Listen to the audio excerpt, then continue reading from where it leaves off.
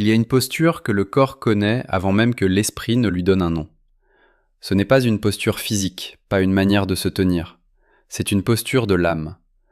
C'est la façon dont toute ton attention, toute ton énergie se penche vers un point extérieur à toi. Un point qui ressemble à une porte. Une porte qu'il n'ouvre pas. Tu ne t'es pas dit un matin « Aujourd'hui, je vais installer ma vie dans le couloir qui mène à sa porte ». Ça ne s'est pas passé comme ça.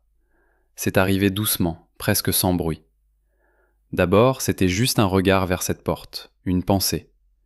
Puis, c'est devenu une habitude. Vérifier si une lumière filtre sous le seuil. Tendre l'oreille pour capter un son, un mouvement.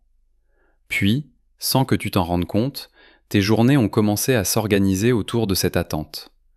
Tu choisis tes vêtements au cas où la porte s'ouvrirait. Tu gardes ton téléphone près de toi, non pas pour le monde, mais pour le seul signal qui pourrait venir de derrière cette porte. Tu déclines une invitation parce que ton corps est trop lourd d'attente pour être vraiment présent ailleurs. Vivre devant une porte qu'il n'ouvre pas, c'est vivre dans un état de contraction subtile et permanente. C'est un peu comme retenir sa respiration sans le savoir. Tes épaules sont légèrement tendues, prêtes à réagir. Ton ventre est noué par une question silencieuse. Ton sommeil est plus léger, comme si une partie de toi restait de garde. Tu vis dans l'antichambre d'une possibilité. Et le drame, c'est que cette antichambre est devenue ta maison. Le problème n'est pas la porte elle-même, ni même le fait qu'elle soit fermée. Le véritable cœur du problème, c'est que tu as cessé de vivre dans tes propres pièces. Tu as déménagé. Tu as pris tes meubles, tes photos, tes rêves, et tu les as empilés dans ce couloir froid, en attendant qu'il te donne la permission d'exister dans un espace plus grand, un espace qu'il contrôlerait. Cette porte n'est pas juste une porte, c'est un symbole puissant. C'est l'écran sur lequel tu projettes un espoir immense. L'espoir que s'il l'ouvre, ce ne sera pas seulement une porte qui s'ouvre, ce sera la validation. La preuve que tu avais raison d'attendre. La preuve que tu es digne d'être choisi. La preuve que la connexion que tu as sentie était réelle. Derrière cette porte, il n'y a pas seulement lui. Il y a la femme que tu espères devenir quand il t'aura enfin vu. Comprendre que tu ne vis plus devant cette porte, ce n'est pas une décision que tu prends un jour avec colère.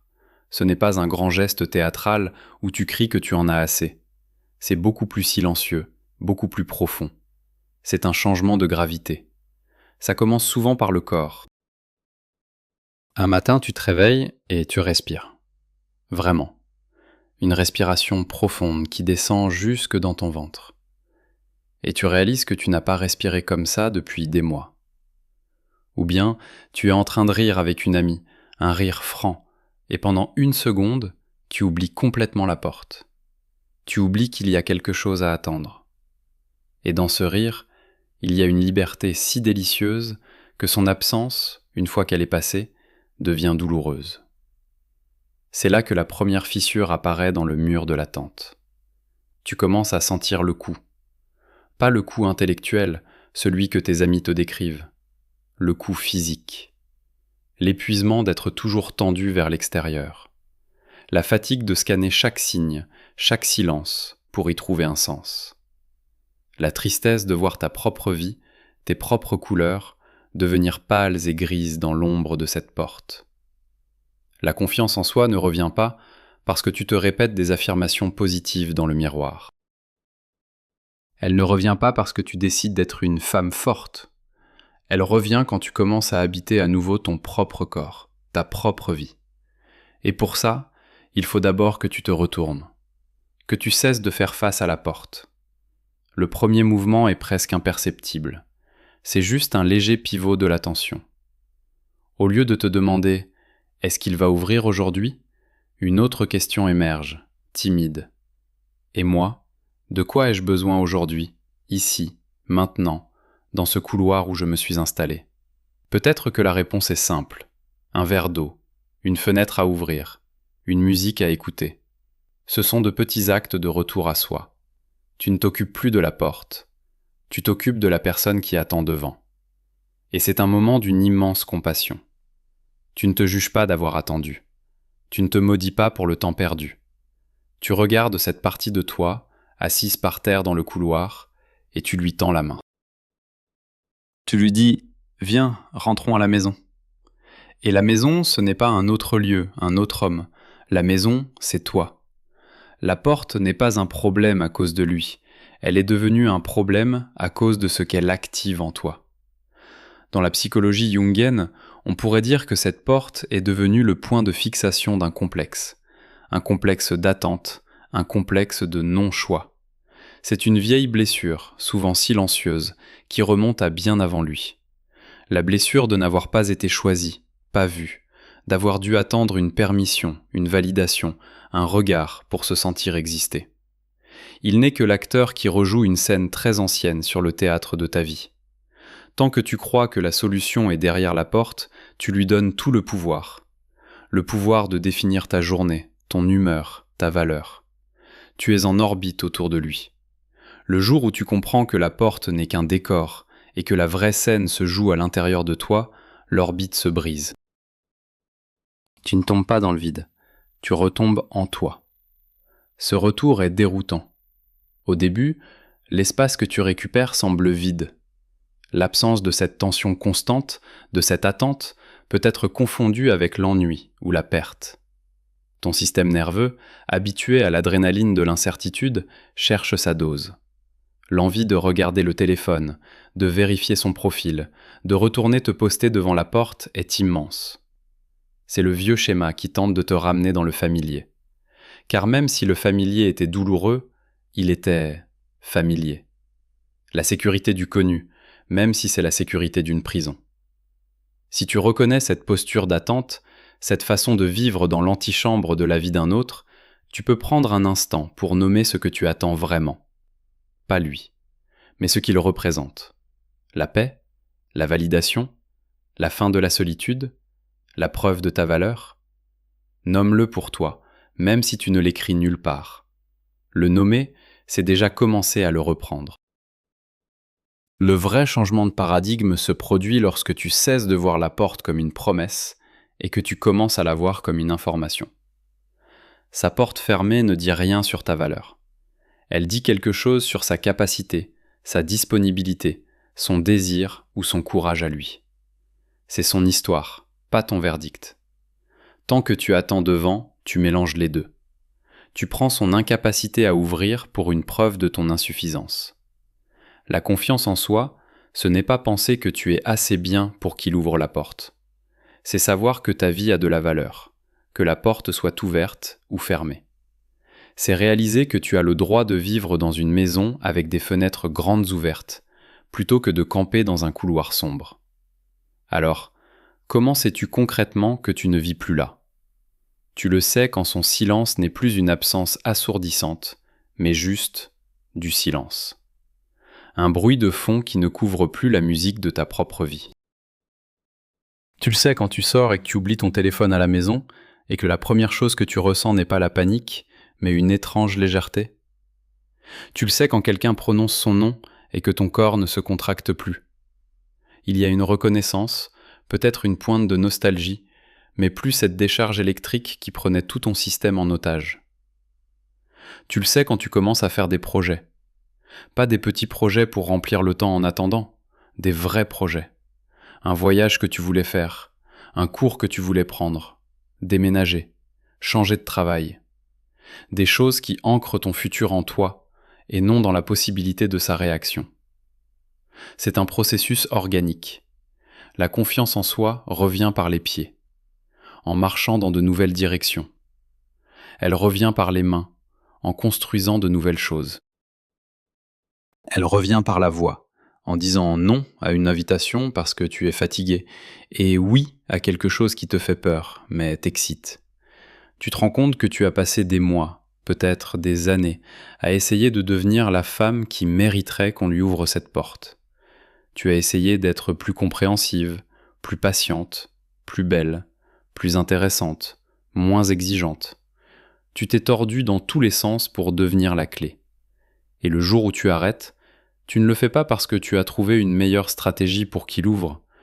Tu arrêtes parce que tu réalises que la seule personne que tu as enfermée dehors, c'est toi-même. La porte fermée crée un mythe. Le mythe de l'homme complexe, profond, torturé, qui cache des sentiments intenses derrière sa façade. Et ce mythe est incroyablement séduisant pour une psyché féminine qui a appris que l'amour doit être gagné, qu'il doit être difficile. L'animus, cet archétype masculin intérieur, peut se nourrir de cette image. Il devient ce juge intérieur qui te murmure que, si tu étais vraiment à la hauteur, tu saurais trouver le mot de passe, la combinaison secrète. Tu transformes son indisponibilité en un défi à ta mesure. Mais quand tu te retournes et que tu t'éloignes de la porte, le mythe s'effondre. Tu commences à voir les choses avec une clarté presque brutale. Peut-être qu'il n'y a pas de trésor caché derrière la porte. Peut-être que ce n'est pas un homme complexe, mais juste un homme qui ne sait pas ce qu'il veut. Ou qui le sait, et ce n'est pas toi. Peut-être que la porte n'est pas fermée pour protéger un secret profond, mais simplement parce qu'il n'y a personne à la maison. Ou que la maison est déjà pleine. Accepter cette possibilité est à la fois terrifiant et libérateur. Terrifiant parce que ça veut dire que toute l'énergie que tu as investie, toute l'histoire que tu t'es racontée, était peut-être basée sur une illusion. Libérateur parce que, si ce n'est pas un grand drame cosmique, alors tu n'es pas obligé de jouer le rôle principal. Tu peux quitter la scène. La confiance en soi revient quand tu cesses de chercher la vérité sur toi dans son comportement, et que tu commences à la construire dans tes propres actions. Chaque fois que tu choisis de nourrir ton corps au lieu d'attendre un message, tu construis de la confiance. Chaque fois que tu passes une soirée avec des amis et que tu es pleinement présente, tu construis de la confiance. Chaque fois que tu ressens l'élan de vérifier ces réseaux sociaux et que tu choisis de respirer et de poser ton téléphone, tu construis un muscle. Le muscle de l'autoparentage. Tu deviens la figure stable et fiable que tu attendais de lui. Puis vient l'épreuve. C'est inévitable. C'est le test du réel qui vient valider que ton changement n'est pas qu'une idée, mais une nouvelle réalité incarnée. Le test arrive toujours quand tu commences à te sentir bien. Quand tu as retrouvé ton rythme, ton sommeil, ton rire, quand la porte n'est plus qu'un souvenir flou dans un coin de ta mémoire. Et là, un bruit. Un petit bruit discret. Pas le grand défoncement de la porte à coups de bélier, juste un clic. Le prénom qui s'affiche sur l'écran du téléphone. Un message court. Salut, comment ça va? Ou une vue sur ta story Instagram, après des semaines de silence radio. Ou un ami commun qui te dit « Il a demandé de tes nouvelles ». Et là, le corps. Le corps se souvient. Avant même que ton cerveau n'ait eu le temps de construire une pensée, le vieux circuit se réactive. Une décharge. Le cœur qui s'accélère. L'adrénaline. L'espoir, cette vieille chose tenace qui pointe le bout de son nez. La première réaction de ton système nerveux n'est pas la joie. C'est une alerte. Le retour du stimulus qui a causé tant de dérégulation. L'ancienne interprétation arrive juste derrière, comme un réflexe. Il pense à moi, il regrette, il va enfin ouvrir la porte, mon attente n'a pas été vaine. La partie de toi qui a campé si longtemps dans le couloir se lève d'un bond, prête à courir. Et c'est là que tout se joue. Dans l'ancienne dynamique, tu aurais répondu immédiatement, trop vite, avec trop de chaleur, trop d'enthousiasme, pour lui montrer que la porte de ton côté était toujours grande ouverte. Tu aurais analysé ces 3 mots pendant des heures. Tu serais retourné te poster devant sa porte, mais cette fois avec une chaise plus confortable. Mais tu ne vis plus là. Alors, il y a une pause. Une pause qui dure peut-être 1 seconde, peut-être 1 heure, peut-être 1 journée. Dans cette pause, tu ne te jettes pas sur le téléphone. Tu portes ton attention à l'intérieur. Tu sens ton cœur battre. Tu sens la tension dans tes épaules. Tu sens le souffle court. Tu observes la vieille machine de l'espoir et de l'anxiété qui vient de se remettre en marche. Tu ne la juges pas. Tu ne la combats pas. Tu l'observes. Et tu respires. Tu te ramènes dans la pièce où tu te trouves. Tu sens tes pieds sur le sol. Tu regardes par la fenêtre. Tu te rappelles où tu es maintenant. Tu n'es plus dans le couloir. Tu es dans ton salon. Et de ce nouvel endroit, le message a une autre résonance. Ton nouveau choix n'est pas de l'ignorer pour le punir. Ce n'est pas un jeu de pouvoir. Le froid et le silence comme stratégie, c'est l'arme de celui qui vit encore dans le couloir et qui essaie de forcer la serrure de l'extérieur. Ton choix est différent. Tu peux décider de ne pas répondre du tout. Non pas parce que tu le hais, mais parce que comment ça va n'est pas une ouverture suffisante pour justifier le risque de dérégler à nouveau tout ton système. C'est une question qui demande peu et qui peut coûter beaucoup. Ou tu peux décider de répondre.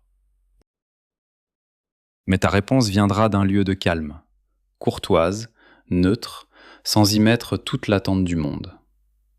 Ça va bien, merci. J'espère que toi aussi. Fin. Pas de questions ouvertes, pas de perche tendue. Tu ne lui donnes pas la charge de valider ton existence. Ce n'est pas du froid, c'est de la clarté. C'est la dignité de ne plus avoir à traduire un message de 3 mots comme s'il s'agissait des manuscrits de la mer morte. Tu as appris que ta paix intérieure est plus précieuse que l'excitation de son attention intermittente. Tu as compris la différence fondamentale entre un homme qui veut un accès à toi et un homme qui veut construire un pont vers toi. Le comment ça va, après un non-silence, c'est souvent une simple vérification d'accès. Il veut juste savoir si la connexion fonctionne toujours, si tu es toujours là, en réserve. Un homme qui veut construire un pont apporte des matériaux. Il apporte de la clarté, de la vulnérabilité, des excuses, un plan. Il n'envoie pas une fusée de détresse pour voir si quelqu'un répond. En passant ce test, en ne retournant pas te précipiter vers la porte au premier bruit, tu scelles ton changement. La confiance en toi devient plus dense. Ce n'est plus une idée, c'est une expérience vécue. Tu as prouvé à la partie la plus profonde de toi-même que tu ne l'abandonneras plus. Quelle est la première chose que tu ferais pour toi, dans cet espace que tu commences à peine à réhabiter, si tu décidais de ne plus utiliser cette énergie pour attendre? Une simple action, même minuscule. Tu peux y penser, juste pour voir ce qui vient. La confiance en soi qui revient n'est pas une arrogance, ce n'est pas une armure, c'est une douceur. C'est la fin de la guerre intérieure. La guerre entre la partie de toi qui espère et la partie de toi qui sait. Elles font la paix. L'espoir ne disparaît pas, il se transforme. Ce n'est plus l'espoir qui ouvre sa porte.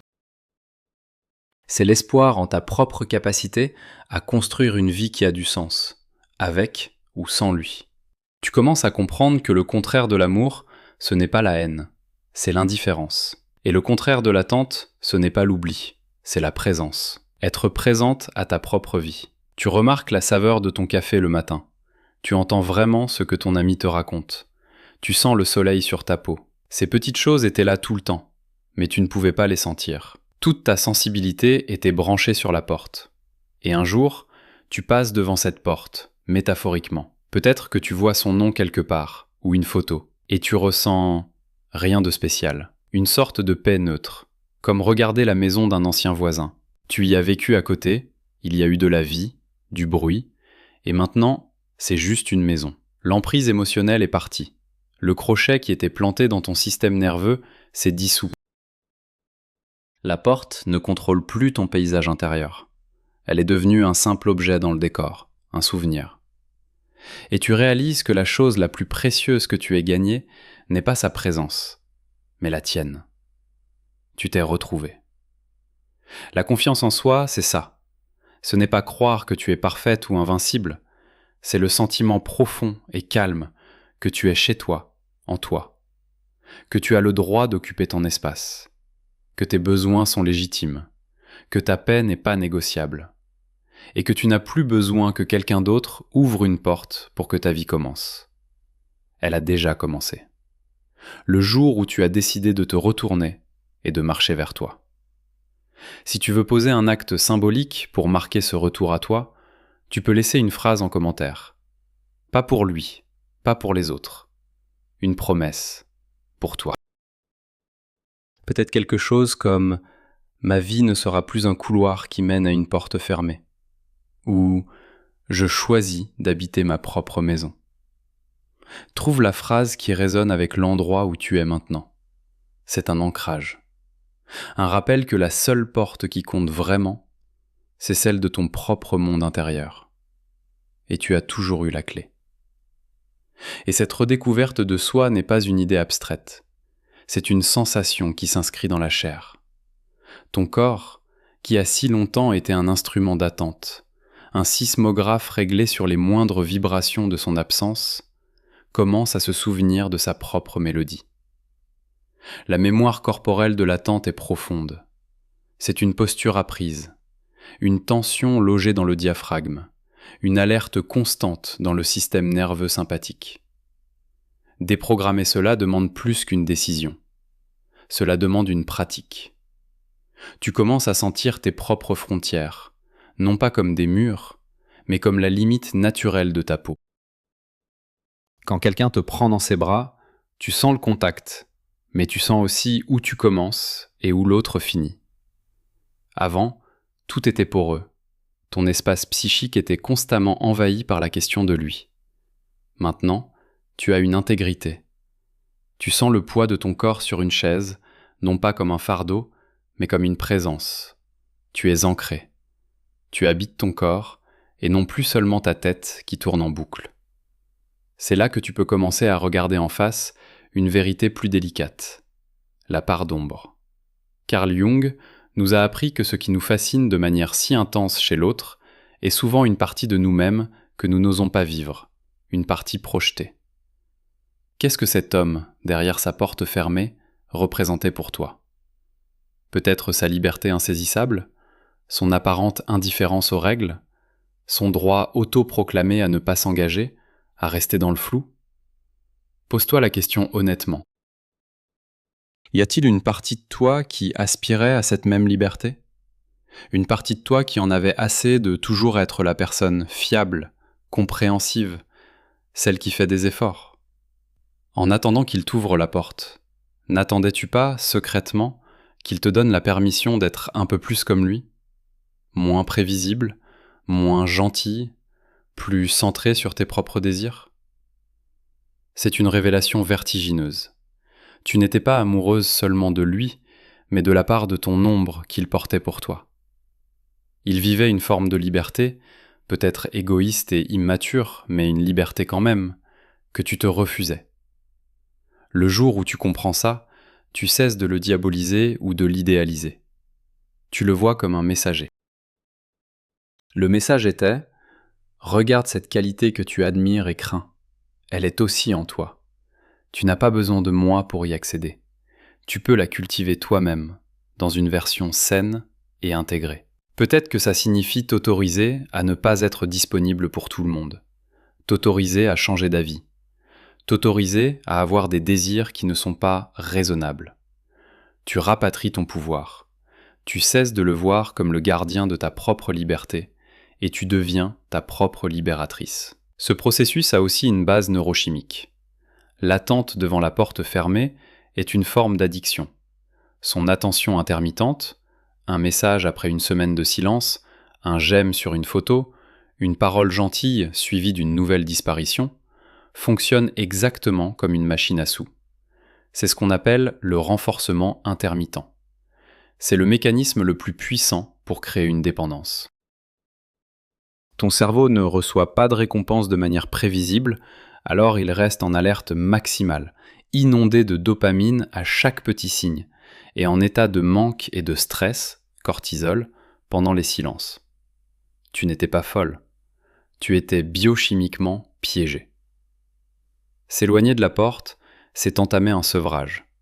Les premiers temps sont physiquement difficiles. L'anxiété, l'envie irrépressible de vérifier, le sentiment de vide, c'est ton cerveau qui réclame sa dose. C'est à ce moment-là que le fait d'habiter ton corps prend tout son sens. Au lieu de céder à l'impulsion, tu respires. Tu vas marcher. Tu mets de la musique et tu danses dans ton salon. Tu appelles une amie. Tu cuisines quelque chose de bon. Tu donnes à ton cerveau d'autres sources de dopamine, des sources saines et autogénérées. Lentement, tu recables tes circuits neuronaux. Tu leur apprends que la sécurité et le bien-être ne viennent pas d'un signal extérieur imprévisible, mais d'actions intérieures fiables. Et alors que tu te sens plus stable, plus enraciné, l'univers t'envoie souvent un examen final, plus subtil que le premier message. C'est l'épreuve de la rencontre fortuite. Tu es dans un café, en train de lire, te sentant parfaitement en paix. Tu lèves les yeux, et il est là. Il entre. Ou bien tu es à une soirée, et il arrive. Le temps se suspend.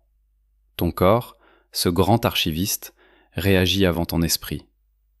La bouffée de chaleur, le cœur qui cogne dans la poitrine. Le vieux film se remet en route pour une fraction de seconde.